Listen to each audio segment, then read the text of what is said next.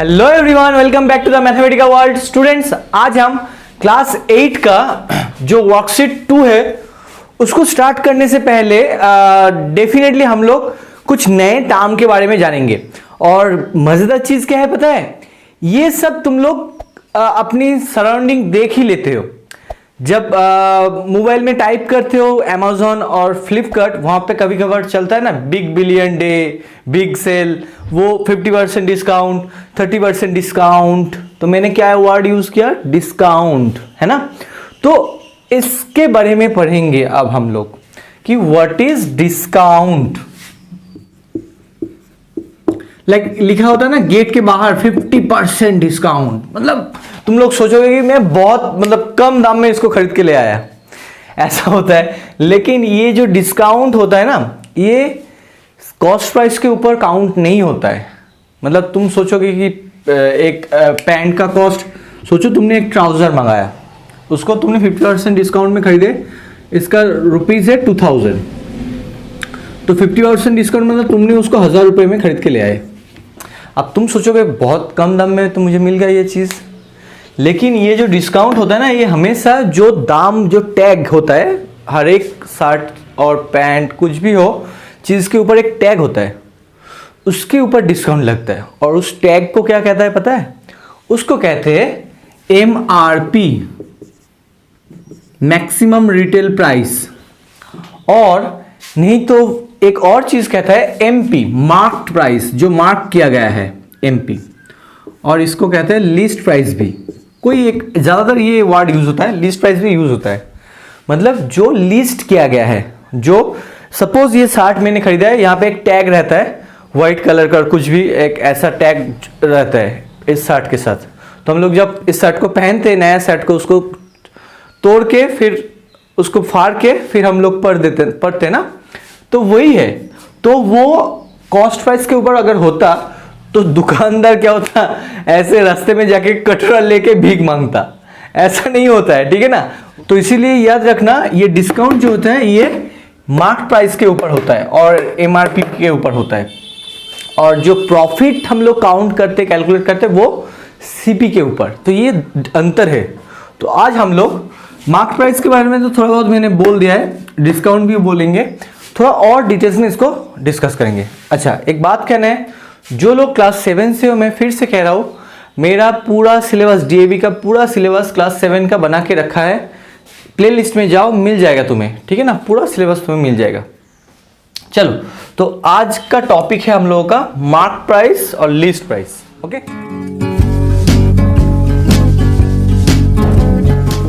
तो मैंने कहा ही ना कि यहाँ पे दो चीज होता है मार्क। चलो अभी मार्क प्राइस लेके करता हूँ, क्योंकि तुम लोगों के बुक में मार्क प्राइस दिया गया है, तो तुम्हें थोड़ा आसान होगा इसको समझने में। तो इसलिए MP और लिस्ट प्राइस। तो MP के बारे में तुम लोगों को पता चल गया, अभी मैंने अभी बताया। अभी डिस्काउंट क्या होता है 50%। सोचो कि एक एग्जाम्पल लेता हूँ मैंने कहा ना यहाँ पे, उसी तरह का एक एग्जाम्पल लेता हूँ कि एक बुक है, उनका कॉस्ट है 1000 रुपीज। अभी बुक के ऊपर सेल चल रहा है, मतलब डिस्काउंट है कितना, सोचो 20% डिस्काउंट है। ओके, अभी क्या है, तुम्हें तो फिर दुकानदार से कितने रुपए में ये बुक खरीद, मतलब तुम्हें कितना रुपया देना पड़ेगा दुकानदार को, ये तुम कैलकुलेट करोगे। अगर बोलेगा दुकानदार की 20% डिस्काउंट है, ले जाइए, ये बुक अच्छा भी है, मैथ्स का बुक है, कोई आदेश अग्रवाल कुछ है, चलो मैथ्स का बुक है, ठीक है ना। तो तुम अपने मन ही मन में इसको काउंट कैलकुलेट कर सकते हो। तो तुम क्या करोगे, जो दाम है, मतलब जो मार्क प्राइस है, उसके ऊपर 20% लगाओगे। तो 0 यहाँ पे 0 मतलब 2 × 100 200 रुपीज। तो तुमने देखा तुम्हारा 200 रुपीज कम पड़ रहा है, मतलब तुम्हें दुकानदार को कितना देना पड़ेगा। तुम 1000 रुपये से 200 रुपये माइनस करके तुमने देखा तुम्हें 800 रुपीज देना पड़ेगा। समझ में आया। तो ये तुमने देना पड़ा, मतलब तुमने दिया है दुकानदार को, मतलब तुम खरीद रहे हो ना वो, मतलब दुकानदार तुम्हें क्या कर रहे हैं, इस रुपये में बेच रहा है बुक को। फिर से सुनो, तुमने मन ही मन में काउंट कैलकुलेट किया 20%, तो ये आया 200 रुपीज। तो तुमने सोचा कि अरे वाह मुझे 200 रुपीज़ कम देना पड़ रहा है, 1000 रुपीज़ होता है इस वीक। सोचो दुकानदार ने कहा कि for this week it is a sale, 20% off जा रहा है, तो आप लोग खरीद सकते हो, सस्ता है। तो तुम्हें कितना देना पड़ा, 800 रुपीज़। अभी दुकानदार की तरफ से सोचो, दुकानदार ने इस बुक को एक मार्क प्राइस सेट किया है, वो है 1000 रुपीज़। उसका कॉस्ट प्राइस हमें पता नहीं है, यहाँ पे कॉस्ट प्राइस आएगा ही नहीं, ठीक है ना। तो दुकानदार ने मार्क प्राइस मतलब बुक के ऊपर 1000 रुपीज़ दाम लिख के रखा है।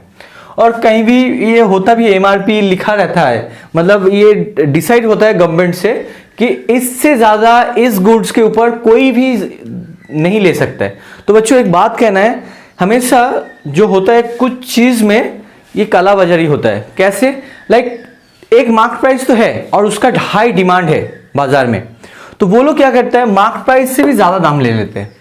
लाइक एक चीज़ वो हमेशा करते हैं, कोल्ड ड्रिंक्स वगैरह इस चीज़ के ऊपर रेस्टोरेंट वालों ने ये करता है, रेस्टोरेंट वालों क्या करता है, और कुछ जगह पे भी ऐसा ही होता है। लाइक जो मिल्क का पैकेट है ना, उसमें भी होता है कि MRP लिखा है। सोचो एक मिल्क ताज़ा मिल्क, अमूल का मिल्क है, सोचो उसके ऊपर 23 रुपीज़ लिखा है, ठीक है ना, ये लिखा है दाम 23 रुपीज़, ₹23।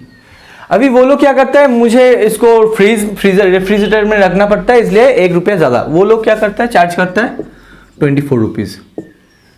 लेकिन ये गलत है।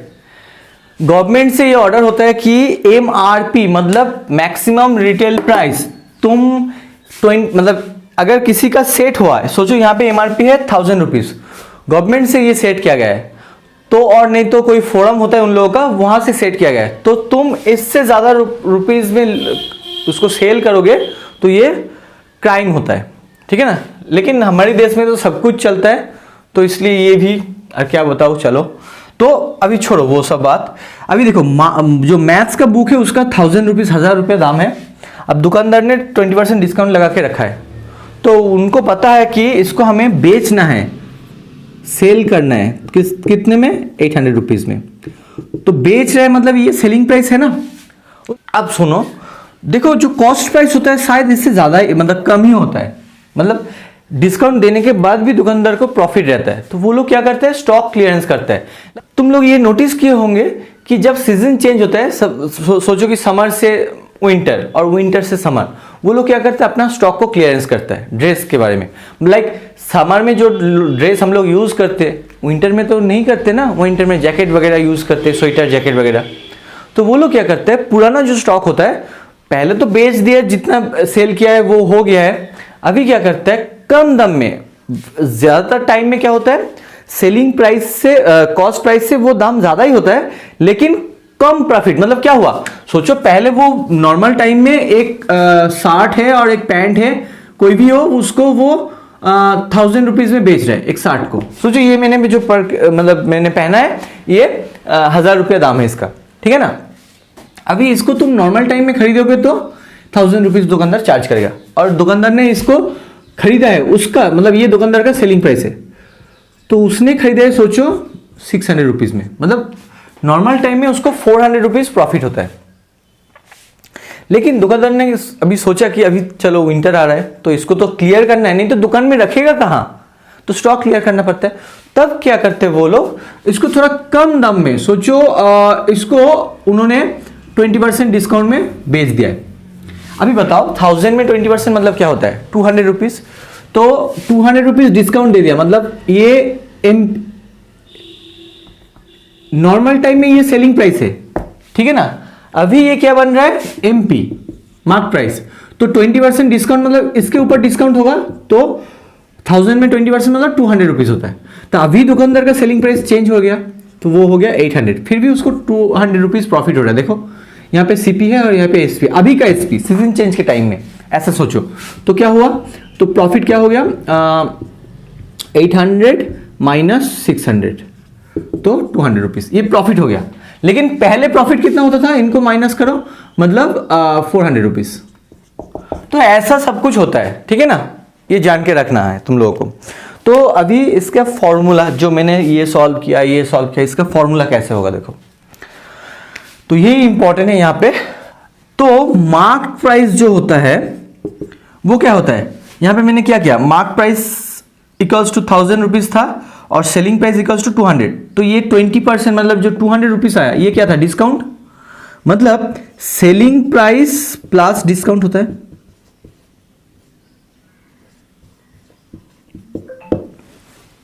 है ना। सिमिलरली तुम ऐसे करते हो तो सेलिंग प्राइस क्या होगा, जो मार्क्ड प्राइस है वहां से डिस्काउंट को माइनस कर दो। तुम लोग तो वही करते हो ना कि जितना रुपया मार्क्ड हुआ है और उसमें जितना डिस्काउंट आ रहा है तुम उसके ऊपर कैलकुलेट करके दुकानदार दे देता है। तो ये फॉर्मूला बन गया, दिस इज अ फॉर्मूला, इसको याद रखना है तुम लोगों को, ठीक है। और एक फॉर्मूला है यहां से ही बनता है, उसको दिखा देता हूं बस, बाकी फिर वर्कशीट हम लोग स्टार्ट कर लेंगे, ठीक है। डिस्काउंट क्या होता है, देखो अभी इस फॉर्मूला से देखो, सेलिंग प्राइस मतलब मार्केट प्राइस माइनस डिस्काउंट। तो डिस्काउंट क्या होगा, यहां पे देखो ये वाला देखो, ये वाला देखो, ये क्या है, इसको इक्वेशन की तरह सोचो तो तुम्हें बहुत आसानी से पता चल जाएगा क्या होगा। इसको ऐसे ही रखो, इस एसपी को इधर लाओ तो माइनस हो जाएगा, तो एमपी माइनस एसपी क्या होता है, डिस्काउंट, वही ना। तो डिस्काउंट क्या होगा, एमपी, मार्क प्राइस हमेशा ज्यादा होता है, मार्क प्राइस जो लिखा होता है और जो तुमने बेचा है जिस दाम में। देखो यहां पे सोचो ना कि तुम्हारा मार्क प्राइस था 1000 रुपीज, नहीं यहां पे हाँ 1000 रुपीज, अभी तुमने 20% डिस्काउंट दिया है तो उसके बाद तुम्हारा सेलिंग प्राइस क्या हुआ 800 रुपीज। तो मार्क प्राइस ये एमपी है, ये एसपी है, तो वो है 800 रुपीज। तो एमपी माइनस एसपी करोगे तो तुम्हें क्या मिलेगा 200, वो क्या है, डिस्काउंट है ना। तो डिस्काउंट का फॉर्मूला क्या है, एमपी माइनस एसपी। अभी बताओ वहां पे हम लोग क्या कर रहे थे, लॉस परसेंटेज क्या होता है, लॉस बाय सीपी। क्यों, क्योंकि लॉस और प्रॉफिट हमेशा किसके ऊपर कैलकुलेट होता है, सीपी के ऊपर, इसलिए लॉस बाय सीपी। जिसके ऊपर कैलकुलेट होगा उसको लिखना है नीचे, इनटू 100% आ जाएगा, है ना। तो यहां पे डिस्काउंट परसेंटेज क्या होगा, ऐसा अगर बताया पूछा गया तुम लोगों को कि डिस्काउंट परसेंटेज फाइंड आउट करो तो क्या होगा, वही तरह का होगा, discount is loss percentage is loss by CP. Similarly profit percentage क्या होता है, प्रॉफिट बाय सीपी, पी मतलब प्रॉफिट, हाँ, इनटू 100 ऐसा होता है। लॉस मतलब लॉस बाय सीपी और प्रॉफिट मतलब प्रॉफिट बाय सीपी। तो डिस्काउंट मतलब क्या होगा, डिस्काउंट बाय सीपी, नो, सुनो ध्यान से, डिस्काउंट तो होगा लेकिन तुम डिस्काउंट किसके ऊपर करते हो, सीपी के ऊपर, एसपी के ऊपर और मार्क प्राइस के ऊपर।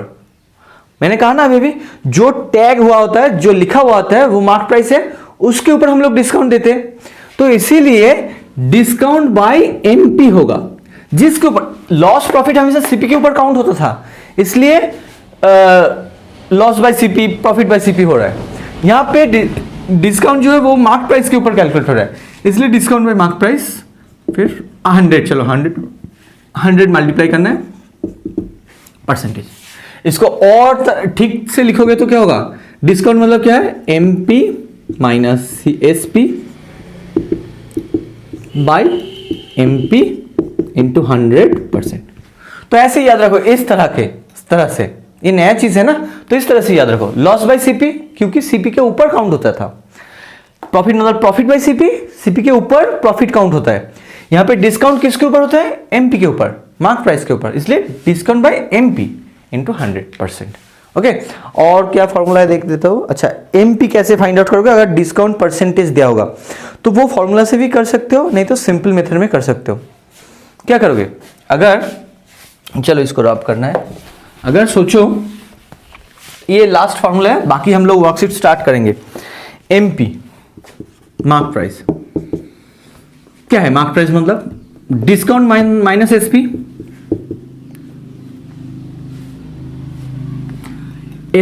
देखो एमपी मतलब क्या है, यहां पे देखो एमपी मतलब क्या होगा, यहां से देखो एमपी माइनस एसपी मतलब डिस्काउंट, तो इसको इधर लाओगे तो माइनस क्या होगा, प्लस हो जाएगा।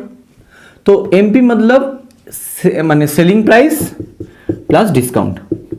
अभी बताओ डिस्काउंट कैसे काउंट करते हैं, अभी बोला था ना कि 1000 रुपीज के ऊपर 20% डिस्काउंट, तो तुमने कैसे फाइंड आउट किया डिस्काउंट, कि 20% ऑफ एमपी मतलब 1000 रुपीज तुमने किया था ना, याद करो, मतलब हमने किया था, दिखाया तुम लोगों को, तो ये आया 20/100 इंटू 1000, तो इसको काउंट कैलकुलेट करोगे तो 200 रुपीज़ आता है।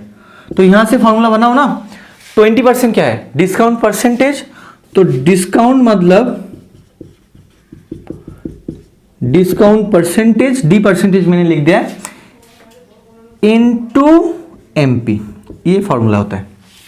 डिस्काउंट मतलब क्या होता है, discount percentage into MP, mark price. और नहीं तो इसको ऐसे भी लिख सकते हो, D/100 इंटू एमपी। तुम लोगों की बुक में यहाँ पे डिस्काउंट परसेंटेज ही लिख दिया है, वो गलत है। डिस्काउंट परसेंटेज मतलब डिस्काउंट बाय 100 होता है। तो इधर लिखो डिस्काउंट बाय 100 इंटू एमपी, और नहीं तो डिस्काउंट परसेंटेज इंटू एमपी, और नहीं तो इसको डायरेक्ट भी कर सकते हो डिस्काउंट को कैलकुलेट इस तरह से, ठीक है ना, वो बेटर होगा। तो बस वही है। तो तुम लोगों के बुक में है फॉर्मूला, तो मैं वही लिखने वाला हूँ, एमपी इंटू डी बाय। और एक फॉर्मूला है बुक में, वो मैं नहीं बोल रहा हूँ क्योंकि वो विदाउट फॉर्मूला, उस फॉर्मूला के बगैर भी हम लोग कर सकते, तो इसलिए उस कॉम्प्लिकेटेड फॉर्मूला को नहीं लिखने वाला हूँ यहाँ पे। तो चलो स्टूडेंट्स, आज के लिए इतना ही। I hope you all like this video. If you like this video please share with your friends. तुम लोग कमेंट करो मुझे कैसा लगा, बताओ, ठीक है ना। तो तब तक के लिए टेक केयर एंड बाय।